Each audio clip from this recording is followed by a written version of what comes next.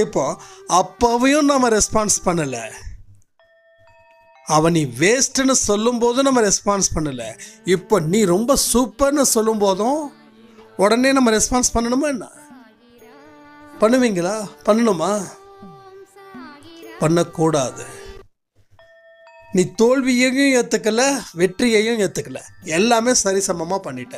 ஏன்னா நீ செய்யலை, எல்லாமே செய்ய வேண்டியது உன் கடவுள் உன் மூலமாக செய்கிறாரு.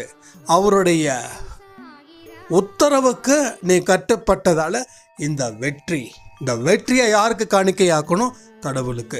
தோல்வியை யாருக்கு காணிக்கையாக்கணும்? கடவுளுக்கு.